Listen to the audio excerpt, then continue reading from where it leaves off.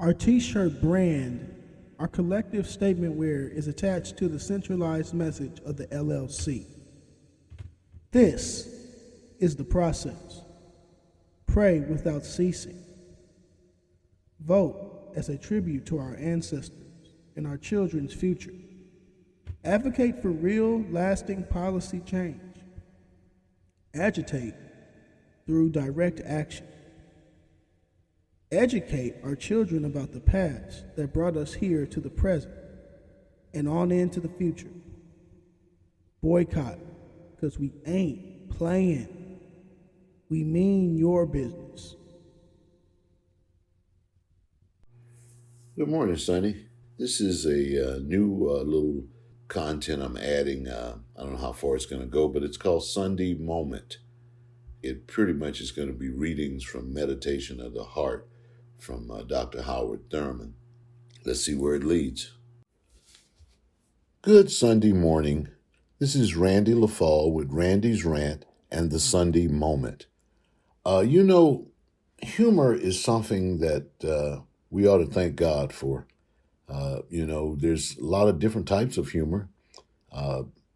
There's sometimes when you're dealing with your teenagers and you're talking very seriously and they're giggling. This is called misdirected humor. When I was in a credential program that was about the fundamentals of the attributes of the teaching profession, the number one attribute for a good teacher was a sense of humor. So this morning's Sunday Moment from, once again, Dr. Howard Thurman, the renowned Dr. Howard Thurman, is on page 72, and it is reading number 9. I encourage you to go out and spend a little $12 or $15 to buy the Meditations of the Heart by Dr. Thurman. And once again, I always recommend his book that Dr. King always carried, Jesus and the Disinherited. So, thank God for humor. Lesson number 9. There is always in every human relationship and in every private life some place for humor, for the sparkle in the water of life. It is easy to understand the reason for much of the tension that engulfs us. Sometimes we take our own lives so seriously that there is scarcely room on the planet for any other life. There's a sense in which our own problems loom so large that they dominate our entire horizon.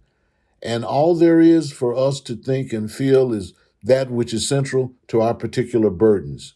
We may, all of us, have our moments when it seems that life is taking out all of its grievances upon us, that others around us are permitted to make their purchases at life's bargain counters while we are forced to pay and pay and pay all that the traffic can bear and more.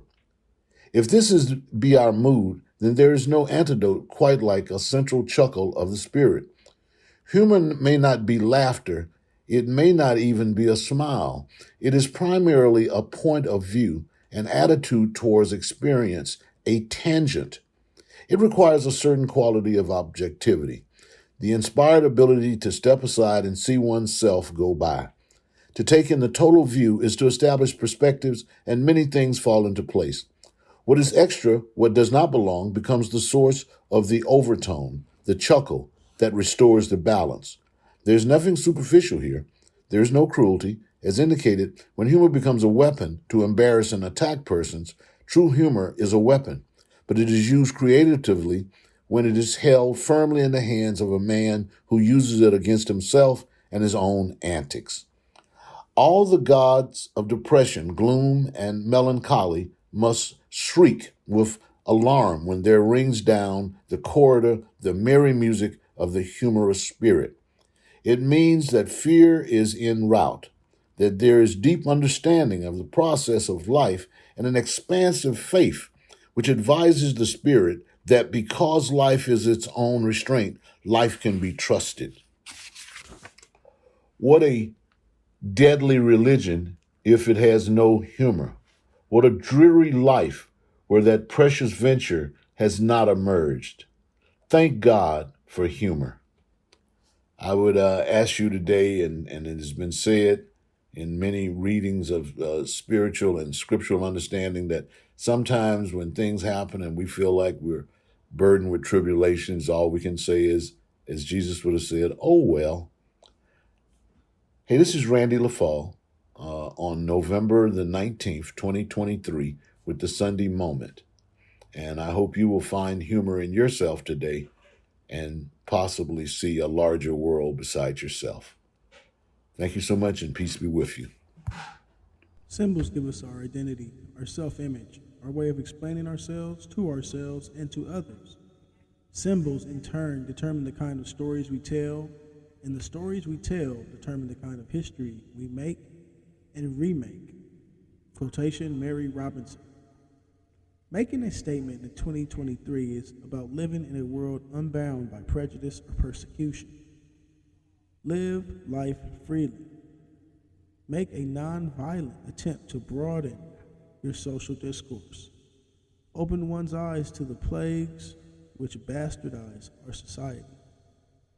Our t-shirt brand, our collective statement wearer, is attached to the centralized mission of the LLC.